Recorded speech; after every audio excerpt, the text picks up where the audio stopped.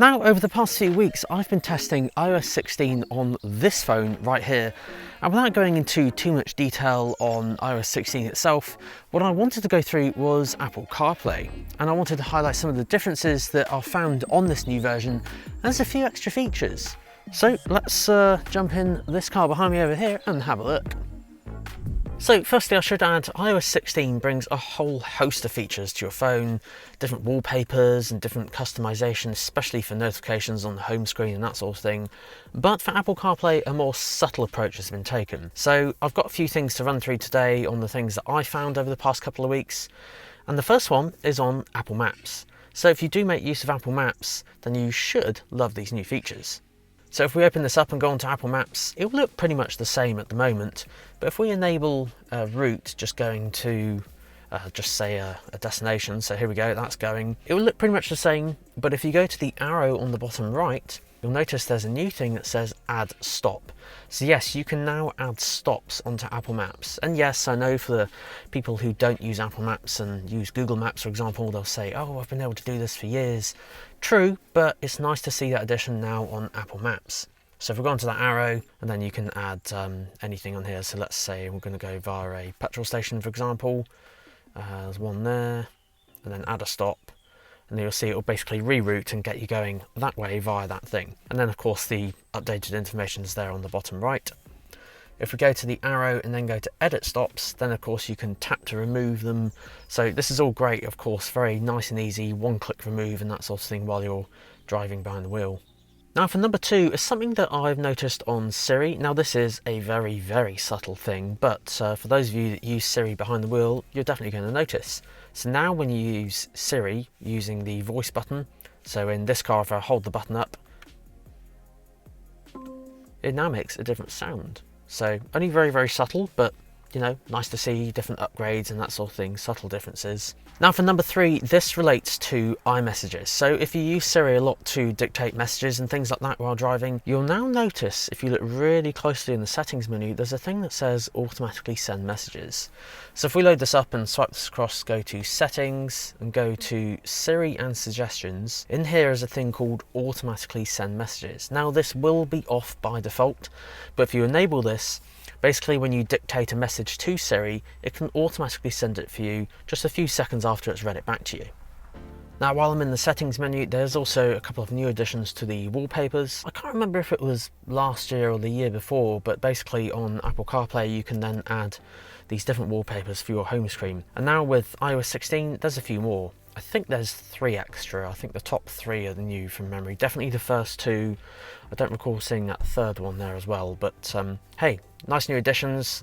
And I do quite like that blue one as well. That does look quite nice. The Apple Podcasts app has also had an upgrade too. So if you're a fan of listening to podcasts like myself, I'm sure you'll absolutely love this. Just keep an eye out for the new and improved tab called Library. In here, if you listen to Apple Music, you'll notice it has a similar interface compared to that app. Of course, the Listen Now and Browse tab are the same, where you can scroll through shows added to your library and of course trending shows at that moment in time. So yes, there's a few changes to iOS 16 on Apple CarPlay this year. However, there's also some things going on in the developer side of it as well. Now, I myself am not a developer, but it's exciting to see that Apple did announce back in their Worldwide Developers Conference a couple of things. So one of them are 2 new app categories. And basically these app categories have been limiting what apps people can make for Apple CarPlay. So I've got the notes here. So there's navigation, audio, communication, fueling, EV charging, parking and driving tasks now. I'm hoping to see, like over the next few years or so, that developers now start to make different apps for Apple CarPlay.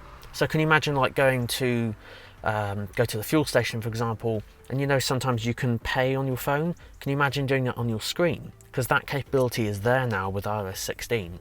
Now obviously it's not out at the moment, and of course the developers of these companies who have these fuel apps need to develop them, but I believe there's also parking ones as well that could be enforced. So if you go to a car park, you know where you get your phone out and put the location number in, you should be able to do that, you know, over the next few years, potentially on the car screen as well, which will just kind of integrate that seamless experience just a little bit more. So yeah, only subtle things, but of course, the future's really good for Apple CarPlay. And speaking of the future, for those of you that did actually watch the Worldwide Developers Conference earlier on in the year, I think it was about May or June time, there was something that caught everyone's eye, and that is, well, this. Now this looks absolutely incredible. Imagine Apple CarPlay across your entire dashboard. Now this I can't wait to see, but sadly it's not going to be compatible from what I've read on cars that are on the road today. Think of this as a future thing for cars that are going to come out over the next few years. I urge you to obviously check that out if you want to read it. I'll put up a link in the description down below, and of course some details and that sort of thing on it, but it does look really cool, the fact you can have Apple CarPlay across the entire dashboard and basically just replace the kind of car manufacturer's multimedia system and make it all one. Different designs and all sorts. But yeah, obviously guys, don't get too excited about that, because obviously, as I said, it's not going to be compatible with cars today. Apple's announcement for that earlier on in the year is an announcement to manufacturers for them to kind of implement that in their cars. But of course they need to find ways of keeping Apple CarPlay running all the time. So for example, if you did have it on this, imagine if someone just accidentally pulled the plug on it, and you just lose your speed in that screen as well. So obviously there needs to be a few things that kind of keep it going all the time. Maybe like wireless with a wired backup or something, I don't know. But it's good to see, and don't get me wrong, I love Apple CarPlay and I can't wait to see it. So I'll definitely be doing a video on that when that comes out. So there we go then guys, that is the new Apple CarPlay found on iOS 16. Now last year I did actually make a video on tips and tricks, so if you wanted to see more about that and the cool things you can do on CarPlay, check out this video here, as that video will take you straight to that one. I'd like to give out a huge shout out to Sandown Mercedes-Benz, as they helped provide this car here that you see here today, just so I could help make this video. But guys, thanks so much for watching. Until next week, see you then.